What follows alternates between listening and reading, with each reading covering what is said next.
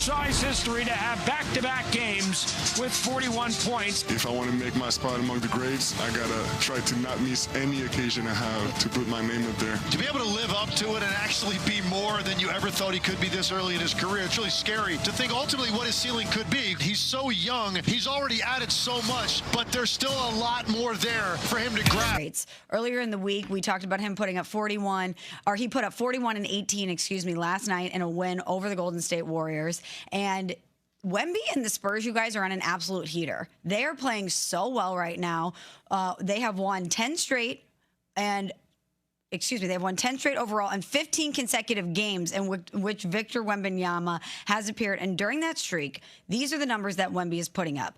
27.9 points and 12.3 rebounds. We know what an incredible defensive force is.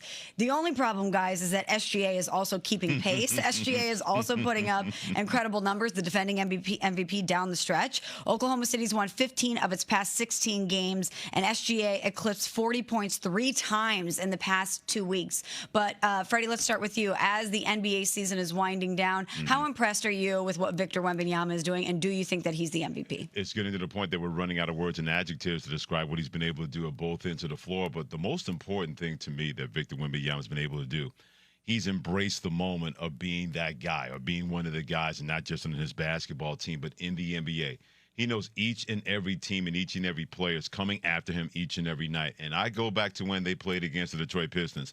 HD and I were doing the show the day after that, and I said, those bad boys thought they were going to punk Mr. Wembanyama. They thought they were going to get the best of him. There was going to be a wee. And he wee-weed all over them. What he's able to do by getting back up time and time again, saying, I don't know who you think I am, but I'm not that one. I thought that was a Meat Cleaver moment, that you can talk about San Antonio before that moment and San Antonio after that moment, because I thought everybody, Michelle and HD, everybody in that organization said, oh, he is ready for this. He wants this. Bring the steam. He's going to steam back at you. I thought the minute that he was able to get back up time and time again and lead them to victory against a more physical team, that's when things really shifted about the San Antonio Spurs and Victor Wembanyama being that legit in terms of being an MVP and definitely being a championship team. Freddie, you know what's big for me is the mentality that he steps out on the court with every single night. And it doesn't matter if they're playing against the Chicago Bulls or the Golden State Warriors or the Oklahoma City Thunder. The mindset is the exact same. And we've seen that back-to-back 40-point games, 40-plus and 15-plus rebounds, to be exact. He is going to set the tone every single time he's on the floor. We've seen it within the All-Star game. We were all wondering, headed into the All-Star game this year, what was it going to be like? Are the players going to take it serious? Well, guess what? Victor Wembanyama set the tone. And we've seen a better All-Star game than what we've seen in the past over I would say, the last 5 or 6 years.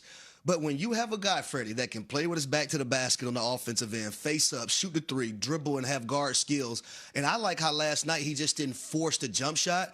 He knew that the Golden State Warriors were lacking bigs. Right? So what did he do? He scored a lot of his points in the paint. He altered shots on the defensive end. We heard him say recently about, the MVP award and how, defense is 50% of the game. Draymond Green had something to say about it as well.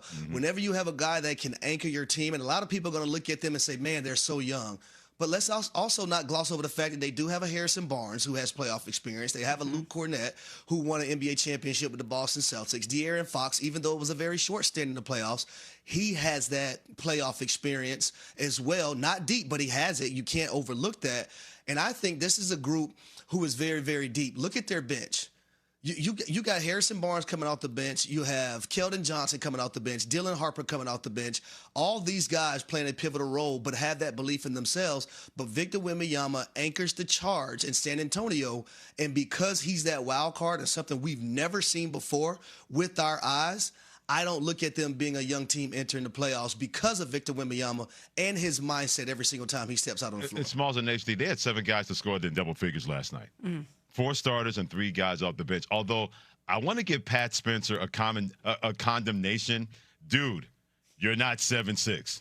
What made you think that you could possess any kind of ability to say, I'm going to post up Victor Wembanyama. I'm going to get into the lane, and I'm going to make this floater over him. That's DOI to the 25th power. definition of insanity. You got to know exactly who you is and who you ain't. KYP, right, Freddie? Absolutely. No, in this know case, your personnel. Or in this That's case, right, with Pat KYP. Spencer, know your Pat. And know your Pat didn't know what that Pat was. He thought he was playing in the backyard against his brother Cam when he used to dominate in front of their mom and dad. And then he looked up, and then the whole arena disappeared. Word of advice, if you're in the lane and Victor Wembanyama's guarding you, pass the ball to somebody else and set a screen. That is not going to end well. Ask Pat Spencer about that from Golden State last night. Well, Harry talked about Wemby's mentality. We know a couple weeks ago in his postgame presser, he made the case for why he should be the MVP. He really emphasized his defense and everything he does to impact the game and provide value to his team. He talked about this again last night about why he wants to win the MVP and why it matters so much to him. How important is that to you eventually, whether it's now or somewhere down the road, to be recognized as the best player in this league? Oh, yeah, I do care deeply about it. And I think that all the greats, that are in the Hall of Fame or that are, in our mind, the best of all time, they have fought and grabbed everything they could grab early on in their career, If I want to make my spot among the greats, I got to try to not miss any occasion I have to put my name up there. You guys, Wemby is so refreshing. He's essentially an Altoid. There's just nothing about this guy that I don't find fresh and wonderful. Truly, everything from him living up to the hype that surrounded him when he came in this league, because, a lot of players we hear about that, especially immediately upon their arrival, don't live up to the billing. He lived up to it and then some. Physically, he's unlike anything we've ever seen. That's refreshing. I love that he is so vocal about wanting to be great. Because sometimes people shy away from that. Oh, I don't want to compare myself to anybody. This is not me disregarding Shea, but he's like, I'm just going to let my game speak for myself. Everyone has different approaches. But I love that Victor Wembanyama is like, no, I want to be one of the all-time greats, and being an MVP is part of that. And I want to make sure. It matters to him, Small. It matters to him. It matters to him. And as a fan watching from afar, I can appreciate that. I'm pretty sure you can. Freddie Coleman can appreciate that, because how many times have we talked about, man, do these guys take it serious? Yep. Do they want to play every single night? Do they want to play defense? It's Victor Wembanyama does. Yes, he does. And that's why I don't mind. I'm always trying to figure out, hey, when are the Spurs playing? So I can turn the channel and I can watch them. Because I know it's going to be something unbelievable, but I know he's going to give his all every single time he steps out on the court. That's the passion that you have to have for this game. It's also the passion that you have to be one of the game's greatest, and he has that. One thing that, and HD will back me up on this, I think HD was about 2 or 3 weeks ago on our show, I said, this is why Victor Wembanyama is different. We've never had a foreign player talk like this. Any foreign player that's played in the NBA, they've kind of taken a step back. They don't want to put themselves out there. Nikola Jokic, for the longest time, people were begging for people to see his personality. He resisted and resisted and resisted until the last couple of years. Victor Wembanyama embraced that early. He said, I know I'm a personality in this league. I got great personality. I'm not just going to let that sit still. I'm not going to suppress that. I'm going to let that come out. And this is a part of that. He does not mind speaking up for his team. He does not mind letting everybody know, I'm that dude. I should be the dude, the leader of the MVP race. We have not had a foreign player do this in the NBA to this level ever until Victor Wembanyama decided to, hey, I'm not going to be in my shell anymore. I know what I believe in. I'm going to let everybody know exactly how much belief I have in it. Now, that works for him. It may not work for SGA, but the fact that SGA said, hey, I'll let my game do the talking, don't think for 1 second that has not gotten his attention, that Victor Wembanyama saying, I'm here. We don't have to deal with you. You're going to have to deal with us in San Antonio. Well, we talk about Wemby wanting to be amongst the all-time greats. Statistically, he is on certain marks. So we mentioned that the Spurs have won 10 straight overall, 15 consecutive games when Wemby appeared. And during that streak, Wemby averaged 27.9 points, 12.3 rebounds. Included in this stretch, guys, is 5 straight games of at least 15 rebounds. That's the longest run by a Spurs player since Dennis Rodman in '95, passing Tim Duncan and David Robinson's career best 4-game streaks of 15 or more rebounds. I'm blessed. I'm honored. No, just think about how many times the game's greats at whatever sport we may have taken for granted, not just players but also coaches.